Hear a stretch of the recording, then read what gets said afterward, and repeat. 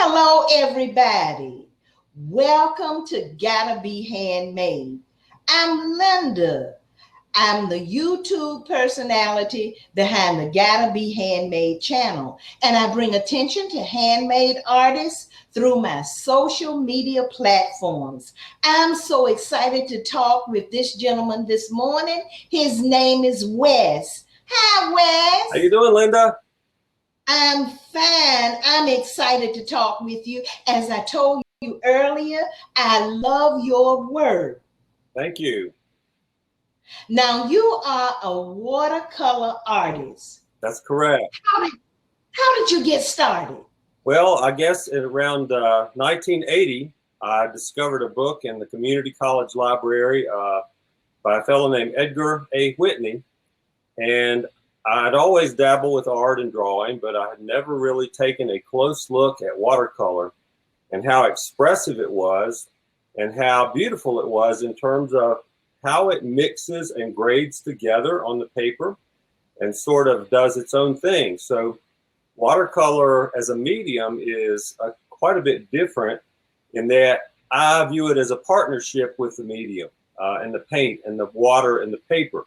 And you're sort of there as a guide to make things happen that are interesting, and then sometimes to follow the lead of the watercolor.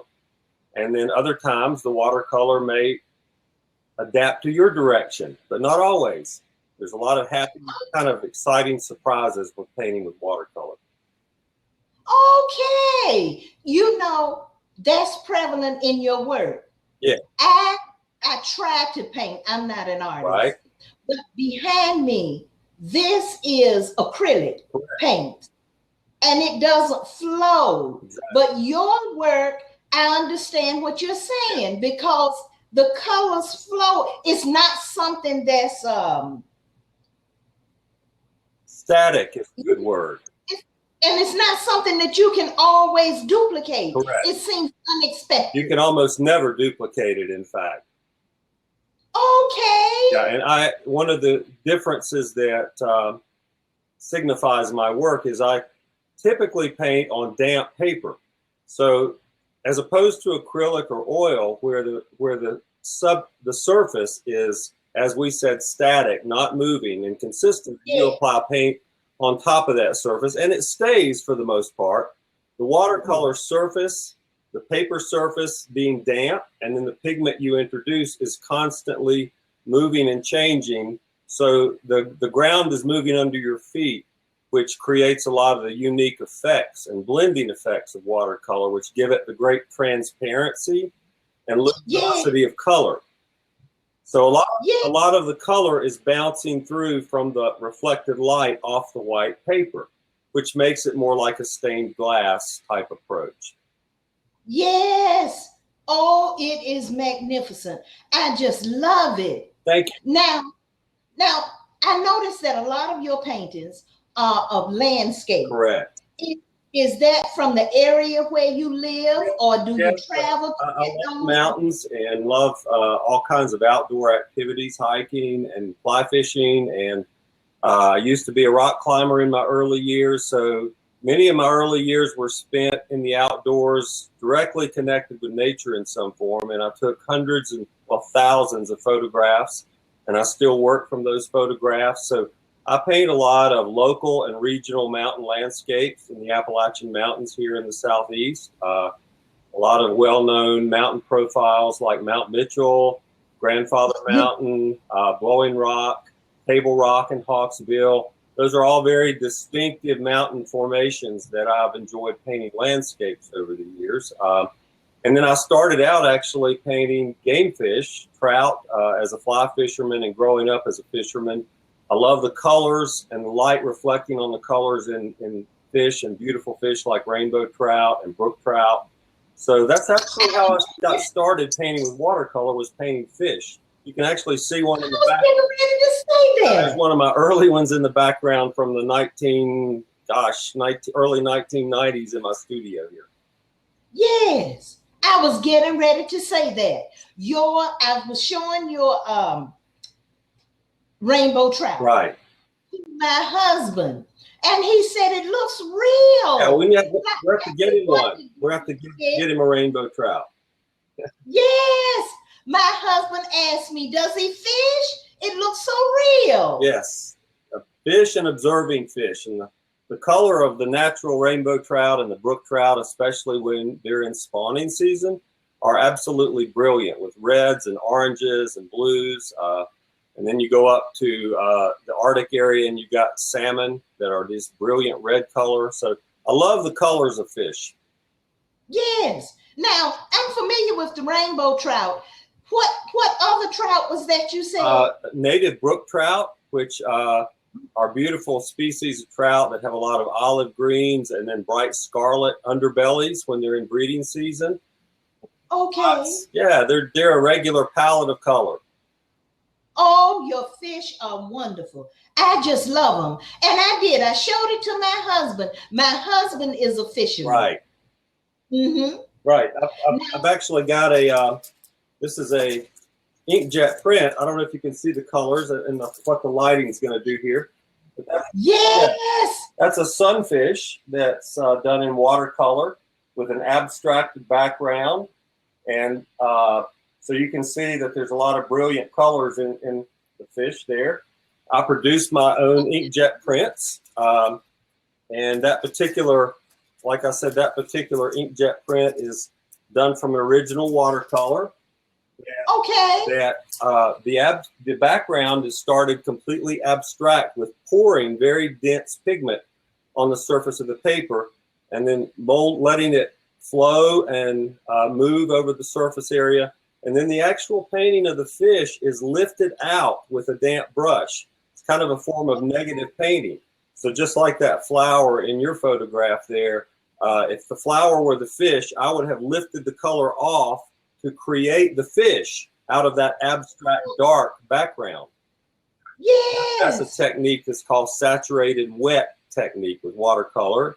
And I learned it from a master watercolorist named Chin-Ki Chi, who lives in Duluth, Minnesota. And I studied with him several times during my life for extended periods, and I've become friends with him. So he passed along that technique to me, and I love using it for fish and other natural elements that are in water.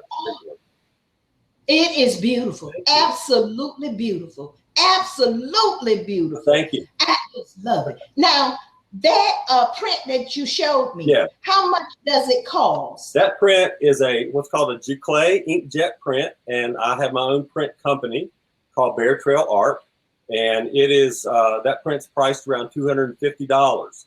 So it's not incredibly inexpensive, but it's about a fourth of the price of the original painting, typically. That's right. So it enables people to get a really high quality archival print that has a lifespan of around 80 years if you care for it properly, at about a fourth of the cost of buying the original.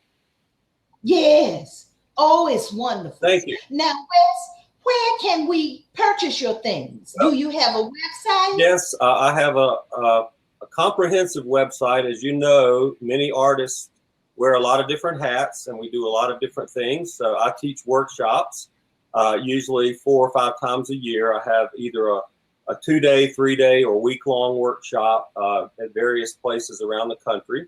I'm hosting one in Montana, actually this coming July. That will be an exciting outdoor landscape workshop. So at my website, I have a blog that lists all my upcoming workshops. I have a shopping cart on the blog, on the website, that enables you to directly purchase prints. And also I have note cards, which I was going to give a little promotion here at the end to give some of your viewers an opportunity to get a box of note cards. Okay. Okay. So you can purchase note cards, prints, and even I list my originals on the website. I do have 2 gallery relationships here in Boone, North Carolina. One in downtown Blowing Rock, which I've been with since 1990, called Blowing Rock Frameworks and Gallery. And Vintage Jewelers, which is a high-end jewelry store and art location downtown Boone. I have my prints available and note cards available there also. So, you know, we artists, we work a lot of fronts, don't we? You know, we have galleries, We have online stuff. We have workshops. So Yes. we do a lot of things to pull a life together to be able to make art, don't we? Yes, that's right. And I'm telling you, artists simply don't get paid enough, nor are they appreciated enough. But we do get asked to donate a lot, right? Yes, I don't think this country really appreciates the fantastic artists that are here in America. I really don't. Thank you. Now, what's your web address? It's very simple. Bear Trail Art. Just Bear, BEARTRAIL, art, ART.com. And you can also get there with weswaugh.com. So Okay. if anyone's trying to find me and they've forgotten Bear Trail Art, they can Google Wes Waugh, and it should be the very first result you get. I hope so anyway. Okay. Now, everybody, I'll put that link under the video. So all you'll have to do is click on it as soon as the video downloads. Thank you, Linda. Now, Wes, the last question. Yes, ma'am. What do you have in store for the future? I know in the mind of artists, they are always coming up with new ideas and new things. What do you have planned? Well, I'm continuing to teach more and more workshops. One of the things, like I said, artists are pretty multifaceted. So I've actually been employed at Appalachian State University for 30 years now. So yeah, I'm eligible for retirement. And although I'm not quite ready to pull the trigger on full retirement, I'm working toward enhancing my workshop capabilities, to be able to travel a little more and teach a little more, which I really love doing. That's right. I really enjoy showing people how to get these kind of rich color techniques. So more workshops, more time to experiment as an artist, So really, I juggle 3 different jobs. I have the university job, which I consider full-time. I have the artist job, which really is full-time also. And I also work at the local ski slope selling skis. So, I'm a busy guy. Yes, you are. I've got 2 daughters, 10 and 14, and they keep me even busier.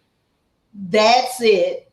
Well, we look forward to seeing you. And I'm going to make sure that I put your link under the video and people can click on it, because I know you're tired, but we need everything that you do. I never get tired. As long as I can be creative, I'm not tired. We appreciate you so much. Thank you. And I'm telling you, I am a big fan. Well, keep on going. I will do it. Thank you for hosting me on your show. I think you've got a really, really cool little operation going here. And I've watched some of the other videos and have been so impressed at the personalities that come across in the interviews. And a lot of that is feeding off your great personality and pleasant nature as well. So keep doing what you're doing. Thank you. I love your work. Keep on going. Will do. Have a blessed day, Wes. Thank you, Linda. You too. And everybody, thank you for joining me. Because for the best, it's just gotta be handmade. Bye-bye.